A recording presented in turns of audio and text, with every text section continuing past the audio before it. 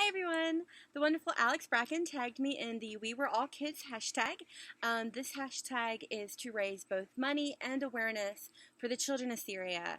As I'm sure you know, there has been a devastating civil war there, and the children are always the first victims. And as authors who want to reach children, it's really important that we all step up and make sure that everyone knows about this and also help. So this is raising awareness and raising money. The first part of the challenge is to make a donation, and if I'm technologically capable of it, I shall have my confirmation of my donation here. Maybe? We'll see. And then the second part is to share a story that we wrote as kids. And I actually have a lot of my old childhood writings.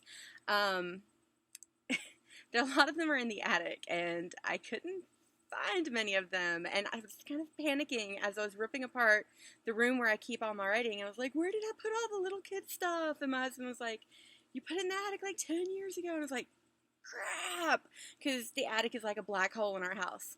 But then he pulled out this.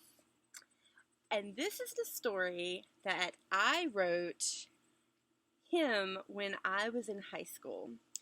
We had all just read T.H. White's The Once and Future King, and the English teacher had given us an assignment to write like a medieval-esque sort of knightly quest thing. And I think it's important to note that in high school, the guy who eventually became my husband was like the first real serious boyfriend I ever had, and we were that totally annoying, totally cliche couple that was always like macking it in the school hallway. And so my teacher gave me the assignment. She was like, you can write about anything you want, but don't write about your boyfriend again. And so I was like super clever and wrote about Sir Rockwin. My boyfriend's name is Corwin, so I just like switched around some letters on that and was like, she'll never notice. My teacher kind of hated me. So anyway, I hand wrote him and like bound up this little book for him when we were in high school because I'm a total nerd and it was a totally dweeby thing to do, and I thought I was like being super romantical, and I look at it now and I'm like, what the H was I thinking?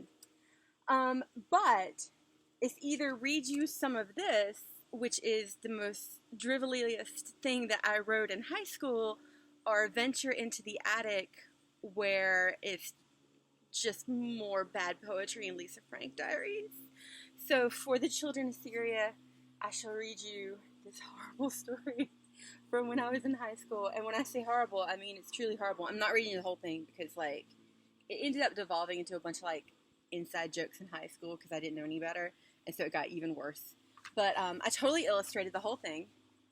There's the princess, and there's a unicorn in the background. I was such an artist, y'all.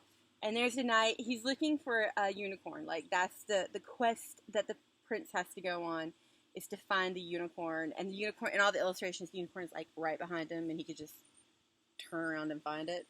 And I also named all the characters after people.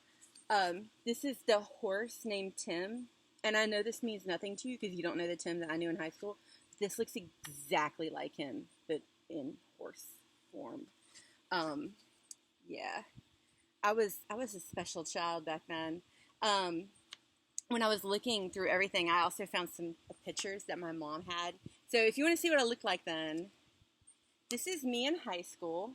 I was a hottie.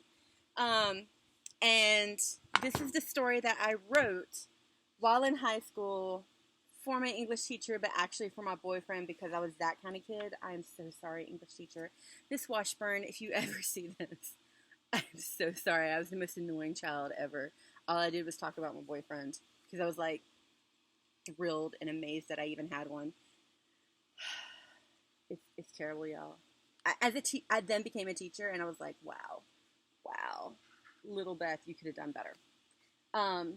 Not a better guy because I ended up marrying this one. No, I mean like I could have been a better student. Okay, I'm rambling.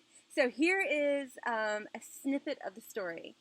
In the story, the knight has been sent on a quest to find a unicorn, and that is the whole plot, is that he's going to find a unicorn. Spoiler alert, he totally fails. and he's in a forest and is searching for this unicorn. I wrote the entire book out as like a little book in handwriting, and wow, good job, little Beth. Okay. It was rather a nice forest, all things considered. The poachers kept the trail clean of debris so that they could escape from the king's men easier, and this made for a generally pleasant ride. Some miles into the woods, the fairy stopped the knight and ordered him to dismount. Flying low to the ground, she pointed out a long, medium-sized, wet brown stick and commanded that he pick it up and save it. Sir Rockwind reached for it. "Before I pick it up," said the knight, "mind telling me what it is?" "Why, it's a unicorn, Fumit," said the fairy innocently. "Oh, okay," said the knight, once more bending down to pick it up. "Wait a minute. Is a fumit what I think it is?" "Excrement," answered the fairy. I was doing a lot of SAT words at the time. "I was afraid of that," said the knight. "What am I going to do with unicorn excrement? One doesn't just keep this in one's pocket." "Sure you do," said the fairy pleasantly. "You're questing, so you need to keep that excrement handy. Never know when you may need it." "Fine," sighed the knight, gathering it up and tucking it away. "But I'm telling everyone that the odd smell is from the horse." The fairy fluttered up, laughing at the knight. Tim wrinkled his large brown and white nose. Tim's the horse, remember. They continued to quest, occasionally seeing unicorn tracks. Sir Rockwind avoided more fumets. The horse Tim resolutely plodded down the trail, grumbling in horsey talk about the futile quest. Suddenly, the light bell-like voice of the fairy rang out. "There's one now!" "Huh? What? Oh, I say, a unicorn!" exclaimed Sir Rockwind. Tim, the horse, knowing this may be their only chance, was already racing toward the startled white figure without waiting for permission from his master. The unicorn saw them approaching and fled. All was going well until... ... And I think we can probably stop there. Suffice it to say, the unicorn escapes. He, crashes into my friends and more, inside jokes that nobody but us would know about. And it just is such a meandery, random story. It's really kind of silly. So I apologize for reading you my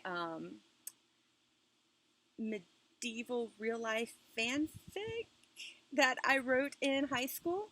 I absolutely will not be reading anymore because it is so super embarrassing. But I do hope that this inspires you to look into the We Were All Kids hashtag. Please consider donating to UNICEF to aid the Syrian children. And remember that they should have a chance to be able to write these silly, stupid fairy tales and these stories and not have to write about war and death and violence. So please consider donating. Please share this. As much as I don't want you to actually share this story, please share it so that more people are aware of the situation and may consider donating. And in conclusion, I tag my friend Carrie Ryan and my other friend Jessica Curry, who are both authors, to share their own childhood writings and spread the word about this. Thanks, everyone. Please donate. Bye.